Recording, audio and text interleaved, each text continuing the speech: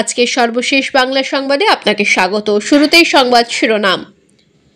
Doctor ইউনূসের নেতৃত্বে 17 জনের সরকার। 100 বছরেও আওয়ামী লীগের অস্তিত্ব খুঁজে পাওয়া যাবে না, আমিনুল হক।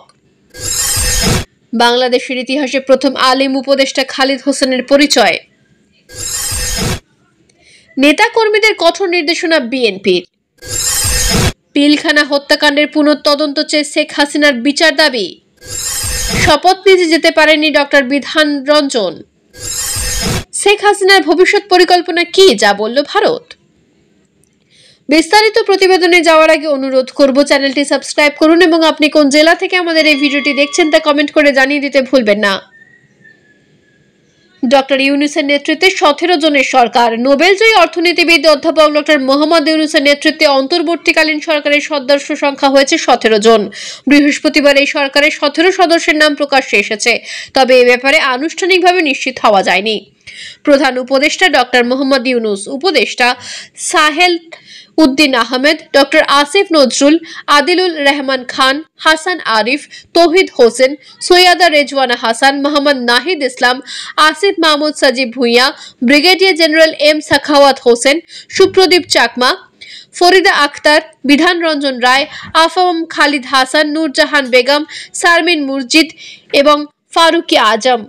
নতুন বিজয়ের মাধ্যমে বাংলাদেশ নতুন বিজয় দিবস শুরু করলো উল্লেখ করে ডক্টর ইউনূস বলেন, নতুন বিজয়ের মাধ্যমে বাংলাদেশ নতুন বিজয় দিবস শুরু করলো। আমাদের এগিয়ে যেতে হবে। যারা এটি করছে তাদের প্রতি কৃতজ্ঞতা, তারা দেশকে রক্ষা করেছে। শান্তিতে নোবেলজয়ী ডক্টর মোহাম্মদ ইউনূস বলেন, দেশবাসীর কাছে আমার উপরে বিশ্বাস রাখেন, ভরসা রাখেন। দেশে কারোর ওপর কোনো হামলা হবে না, তাহলে আমি আপনাদের সঙ্গে থাকবো না। আইন শৃঙ্খলা পরিস্থিতি করাকে, স্বাভাবিক করাকে গুরুত্ব দিয়ে ইউনূস বলেন, যে জন্য আন্দোলন হয়েছে সেটার ফলাফল যেন ব্যর্থ না হয়। পুনর্জন্মে যে বাংলাদেশ পেলাম সে বাংলাদেশ যেন পূর্ণতা পায়। যে বিপ্লবের মাধ্যমে বাংলাদেশ আজ নতুন করে বিজয় পেল তা যেন পূর্ণতা পায়। এই সময় কান্না জড়িত কণ্ঠে ডক্টর মোহাম্মদ ইউনূস বলেন, আজকে আমার আবু সাইদের কথা মনে পড়ছে, যে আবু সাইদের কথা দেশের প্রতিটি মানুষের মনে গেঁথে আছে। এই ঘটনার মধ্য দিয়ে দেশের দ্বিতীয় স্বাধীনতা এসেছে। এই সময় তিনি তরুণ সমাজকে ধন্যবাদ জানান। তিনি বলেন, তরুণ সমাজ যেন নিজেদের মতো করে দেশটা সাজাতে পারে। প্রিয় ভালোবাসার দর্শক, বাংলাদেশের প্রধানমন্ত্রী হিসেবে কাকে দেখতে চান? আপনার মূল্যবান মতামত কমেন্ট করে জানিয়ে দিন। এদিকে আরেকটি আলোচিত নিউজ হচ্ছে, 100 বছরেও আওয়ামী লীগের অস্তিত্ব খুঁজে পাওয়া যাবে না, আমিনুল হক।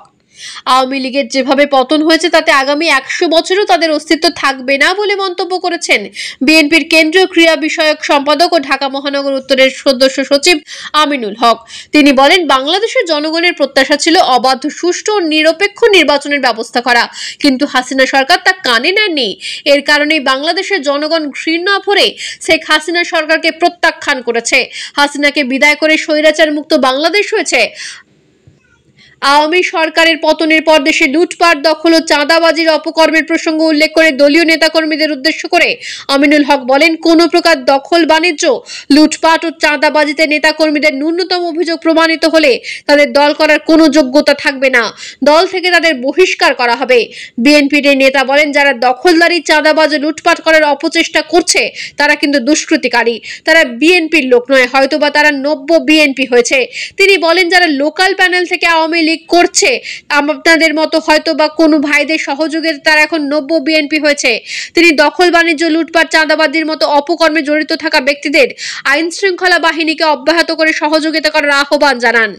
আমিনুল হক বলেন, আওয়ামী লীগ যে ভুল গত 17 বছর ধরে করেছে, যে জুলুম, নির্যাতন, নিপীড়ন করেছে, যদি তার একটা ভুলও আপনারা করেন তাহলে আমাদের একই পরিণতি ভোগ করতে হবে। তিনি বলেন, দেশের জনগণ কি চায়, বাংলাদেশের ছাত্র সমাজ কি চায়। প্রিয় ভালোবাসার দর্শক, বাংলাদেশের প্রধানমন্ত্রী হিসেবে কাকে দেখতে চান? আপনার মূল্যবান মতামত কমেন্ট করে জানিয়ে দিন।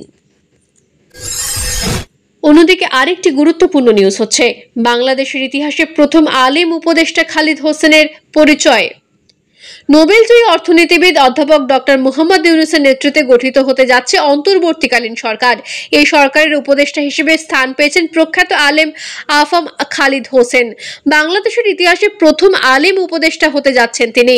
প্রখ্যাত আলেমের পুরো নাম আবুল ফয়েজ মোহাম্মদ খালিদ হোসেন, তবে তিনি ডক্টর আফম খালিদ হোসেন নামে বেশি পরিচিত।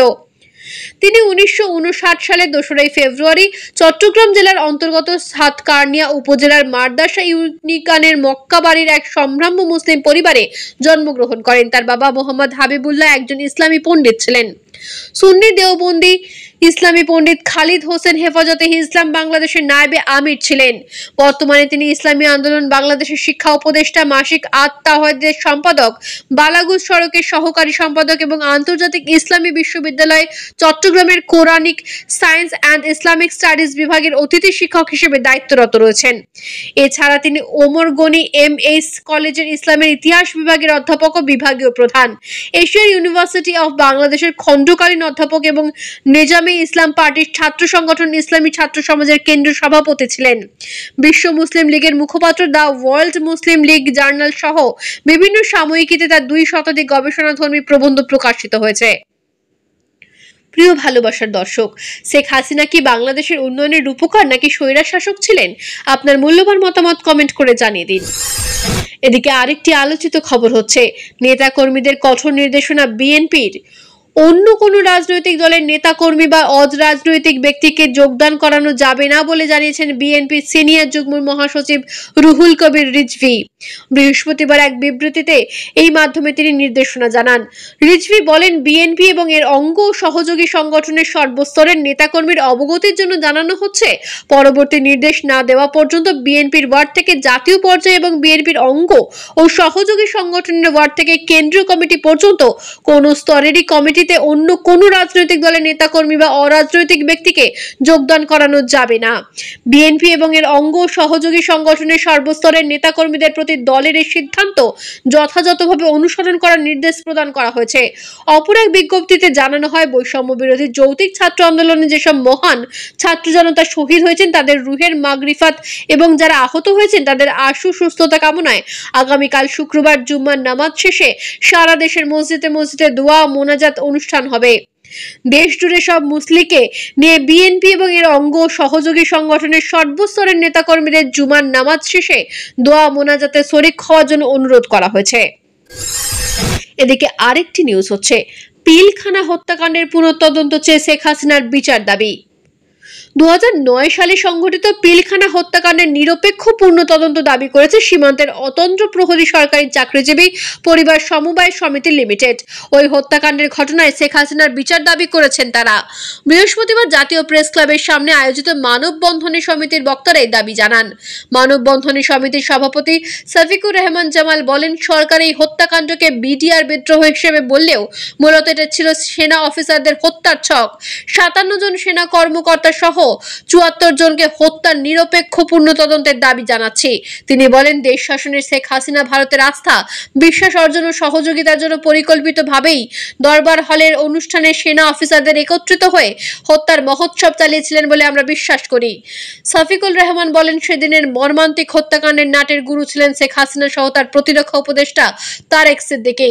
সরকার নিজেই হত্যাকাণ্ড ঘটিয়ে নিরপরাধ অফিসার ও জওয়ানদের ফাঁসিয়ে শত শত বিডিআর সদস্যকে মৃত্যুদণ্ড সহ বিভিন্ন মেয়াদে সাজা ও প্রায় 18.5 বছর হাজার জওয়ানকে চাকরিচ্যুত করেছেন, যার ফলে আমরা গত 16 বছর ধরে মানবতার জীবনযাপন করছি। অন্যদিকে আরেকটি খবর হচ্ছে, শপথ নিতে যেতে পারেনি ডক্টর বিধান রঞ্জন। বাংলাদেশের অন্তর্বর্তীকালীন সরকারের প্রধান উপদেষ্টা হিসেবে শপথ নেওয়ার কথা ছিল শান্তিতে নোবেলজয়ী অর্থনীতিবিদ ডক্টর মোহাম্মদ ইউনূসের নেতৃত্বে 16 জন উপদেষ্টার। বৃহস্পতিবার রাত 9টায় শপথ গ্রহণ করে দায়িত্ব গ্রহণ করার কথা তাদের। তবে এই তালিকায় নাম থাকা অধ্যাপক ডক্টর বিধান রঞ্জন রায় পোদ্দার শপথ নিতে যাননি। এ প্রসঙ্গে তিনি কালবেলাকে বলেন, আমাকে আমন্ত্রণ জানানো হয়েছিল কিন্তু আমি শপথ নিতে যাইনি। আমি এখনই সিদ্ধান্ত নিতে পারিনি। আমি আমার ঘনিষ্ঠদের সঙ্গে আলাপ করে সিদ্ধান্ত জানাবো। এখন এর চেয়ে বেশি কিছু বলতে পারছি না।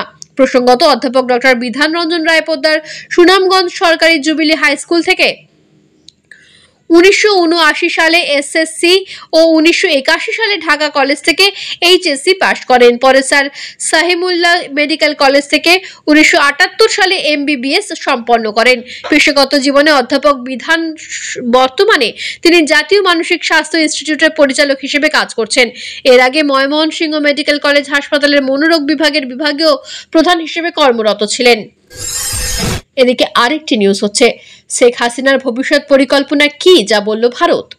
গত 5ই আগস্ট প্রধানমন্ত্রীর পদ থেকে পদত্যাগ করে ভারতে চলে যান শেখ হাসিনা। গত 3 দিন ধরে সেখানেই অবস্থান করছেন তিনি। তবে শেখ হাসিনার সঙ্গে আসা ব্যক্তিরা একে একে ভারত ছাড়তে শুরু করেছেন বলে জানা গেছে। এই অবস্থায় শেখ হাসিনার ভবিষ্যৎ পরিকল্পনা কি, এই বিষয়ে এখনো কোনো আপডেট নেই বলেই জানিয়েছে ভারতের পররাষ্ট্র মন্ত্রণালয়। দেশটির পররাষ্ট্র মন্ত্রণালয়ের মুখপাত্র রণধীর জয়সওয়াল বৃহস্পতিবার সাংবাদিকদের এই কথা বলেন। শেখ হাসিনা কখন ভারত ছাড়বেন জানতে চাইলে মুখপাত্র বলেন, শেখ হাসিনা শাসনের বিরুদ্ধে সহিংস বিক্ষোভের মুখে পদত্যাগ করে তিনি তার দেশ থেকে ভারতে আশ্রয় নিয়েছেন। তবে আমাদের কাছে তার ভবিষ্যৎ পরিকল্পনার বিষয়ে কোনো আপডেট নেই। রণধীর জয়সওয়াল এই সময় আরো বলেন, ভারত সরকার সব বিষয়ের উপর নজরদারি চালিয়ে যাচ্ছে এবং বাংলাদেশের সংকটের দ্রুত অবসানের আশা করছে। বাংলাদেশের পরিস্থিতি এখন বিকশিত হচ্ছে বলেও জানায় ভারতের পররাষ্ট্র মন্ত্রণালয়।